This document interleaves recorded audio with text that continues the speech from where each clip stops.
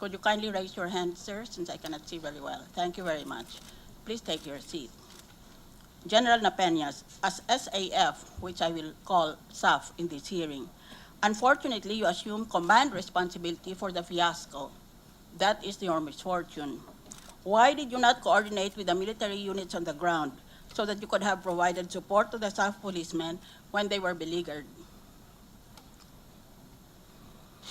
The coordination with the military on the ground, ma'am, as planned during the mission planning, is the time on target that the assault force Yes, I know are about only your the time on leader. target defense. But why did you not earlier coordinate with them so that they could deliver the help when it was needed? As it was, the help arrived too late. Yes, That is the question. Yes, Your Honor. The very reason is to avoid that the operation would be again compromised because of the previous operations that we did this kind of operations in coordination with the Armed Forces of the Philippines. The operations were aborted or compromised, Your Honor. So the first operations, you cooperated with the AFP and the operations were aborted. So on that reasoning, you said, we will not coordinate with the AFP evermore. Is that correct? Is that going to be the permanent attitude of the PNP?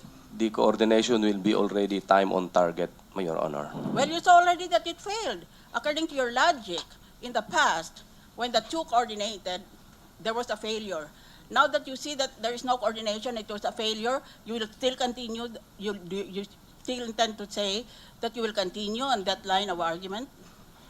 The reason Nag-fail for... na nga eh. Nag-fail kayo noon. Sama-sama kayo, nag-fail kayo. O ngayon, kayo lang na pulis, saka ninyo i-time on target ang mga sundalo. Di nag-fail din. O, ano ngayon ang rason mo? Your Honor, if I may qualify, Yes, of the course. operations in January 25 of 20, I'm sorry, April 25, 2014, it was not really a complete failure. It was aborted because of the withdrawal of the mechanized brigade units that are supposed to support us in the operation, Your Honor. Tingnan natin maya-maya. Why did you fail to inform Acting PNP Chief Leonardo Espina about Oplan Exodus?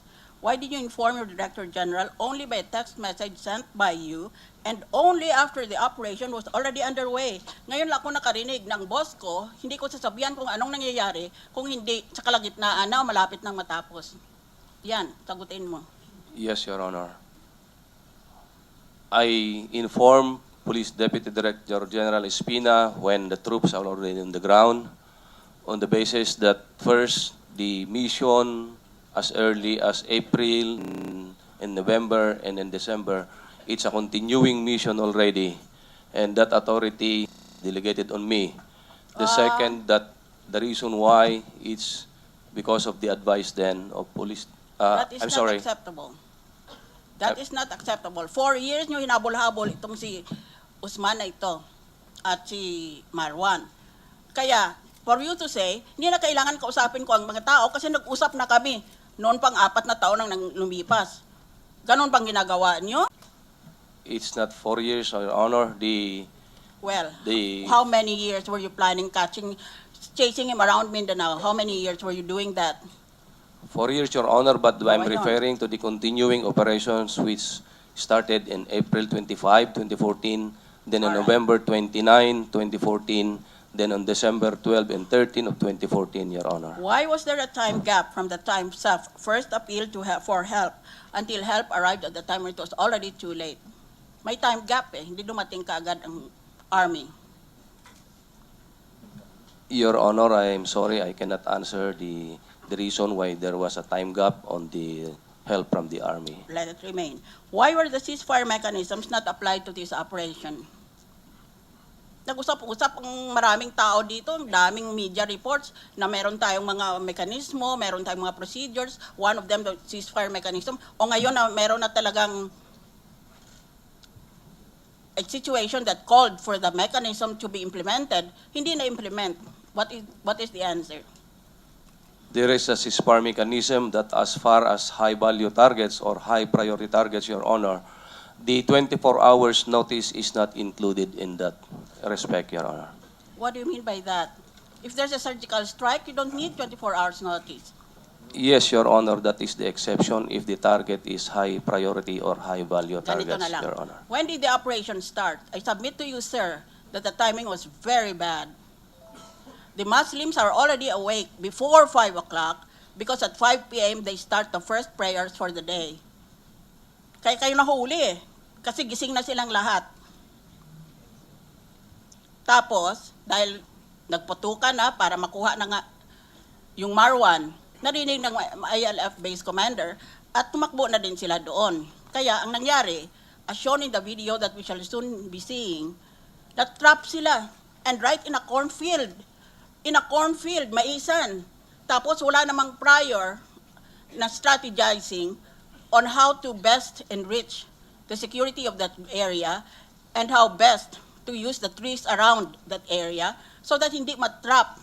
As it was, they were like rats, drowned without any prospect of support. They fought heroically. These 44 are heroes of the country, but they ran out of bullets. They fought under the run out of bullets. Oh, bakit ang dami kong pagtatanong dito? Ang una na lang ay ganito. Sa intelligence na ito, bakit hindi kayo pumunta ng maaga pa para hindi pagising ang mga Muslim? Kasi alam nyong alas 5 ng umaga ang first prayer nila, dapat pumunta ka mas maaga pa, alas 4 halimbawa mo. When did the operation start? The operations started as early as January No, 24, in terms Your of Honor. time that day. Yeah. The time that Anong the assault force should reach the target, according to plan, Your Honor, it's at 2:30 in the morning. Oh, pati sila umabot doon.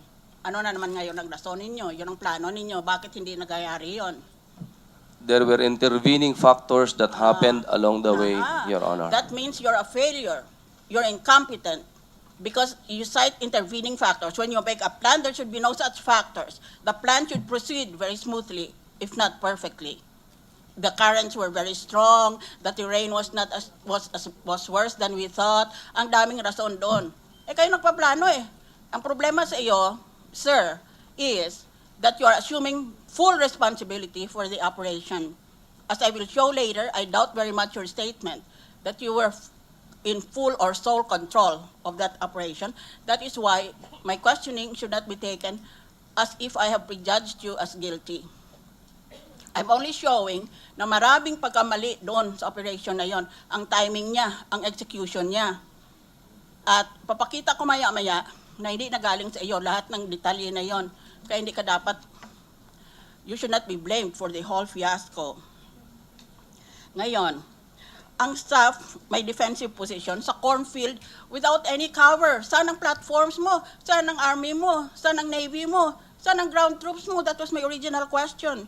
Pagkatapos, they were trapped there dahil nagising na ang MILF doon sa kapakapatay kay Marwan at nagising na rin ang BIFF. So the men literally walked to a trap.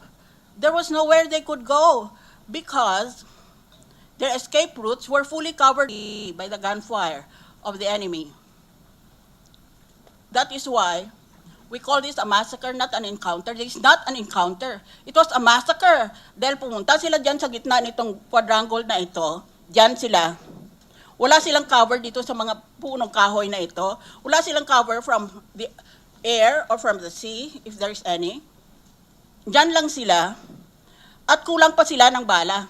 Kaya, nang naubos ang bala nila, all that the MILF and the BIFF did was to go there and shoot them individually one by one.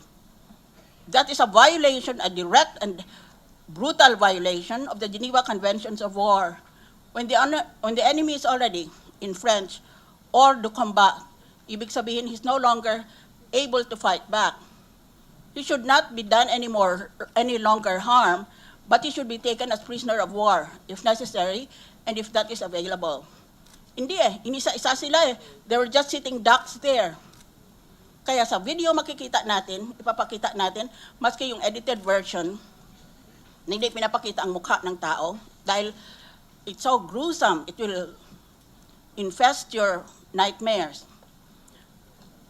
na tamaan lang sa paa, pinuntahan niya, tapos binaril niya sa ulo twice. Wala siyang pakundangan.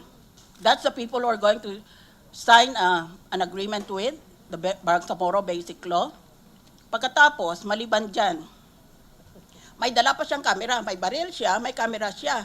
Kayabang-yabang na tao kasi upload niya sa video sa YouTube. Dahil parang trophy niya yan, trophy of war niya yan. Ganon ang klaseng kalaban meron tayo. Alright, now, I will go directly to the next question. Reportedly, you went to the headquarters of the 6th Infantry Division and asked for help. But the people were caught by surprise. Nagulat sila. Itong klaseng operation itong may gulatan. Apparently, there were no quick reaction forces. Where were your quick reaction forces? There were no target reference points for delivery of indirect fire. No Air Force strike assets to take off and deliver supporting fires. No armored assets ready to move on pre-planned lanes to support the troops. No forward observers who could have advised the Fire Direction Center to adjust the fires. I understand that the quick reaction forces like Scout Ranger battalions are deployed out of Central Mindanao, which covers Surigao del Sur, Sulu, Basilan, and Bukidnon. O bakit walang itong mga ito? Commander, answer me. Why did your troops not avail of this help? Because it was not there on the spot. The forces committed to support the operations have occupied the respective positions, Your Honor. We have a reaction force along the Maharlika Highway that provided support to the company that was pinned down inside. As to the target reference for artillery support, Your Honor, I'd like to inform you, Your Honor, that as early as 7:30 in the morning, Police Chief Superintendent Talino went himself together with our operations officer to the headquarters of the Mechanized Brigade. Then I forward him a text message indicating the grid coordinates where our SAF troops were engaged. If I may read, ma'am, the text message that I texted to Police Chief Superintendent Talino. That is about 6:52 in the morning. Na-engage SAF troops doon sa malapit ilog, 2 kilometers east of Barangay Tukalanipaw. Grid coordinate 67983, 65714. Bandang gitna going to target.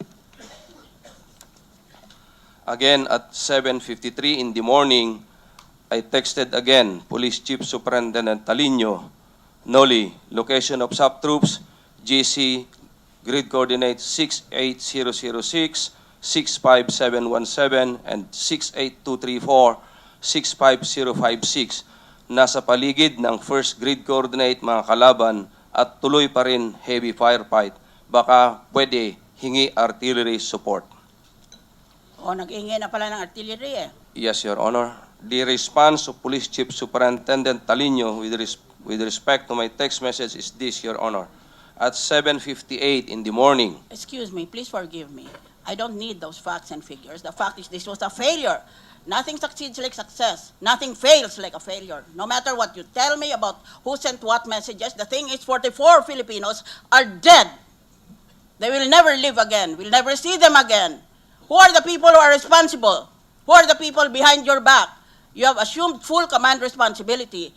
You have acted as a gentleman. But I want to know who were the people pulling the strings behind you, since you are not the commander-in-chief of the PNP. Let that be a rhetorical question. Next question. What was the role of the U.S. government in this operation? At the very least, it was the government which announced financial rewards for the capture and death of the terrorists. How you respond to the rumors there was lack of coordination between the DND's operatives and the SAF because each group wanted the reward money for itself at the exclusion of other groups? Yan. 5 million pinag-awayan ng mga matay. Your Honor, Patay 4. may I respectfully say that the reward will never go to any police organization, to the SAF, or to its members. It would be given to the informant, as it's always been the the policy of the U.S. government not to give that one to the police operating Sinong officer. informant nyo? The intelligence aspect of the operations, Your Honor, is beyond my involvement. It is the intelligence group of the Philippine National Police who has that, Your Honor. Thank you, Mr. Napeñas.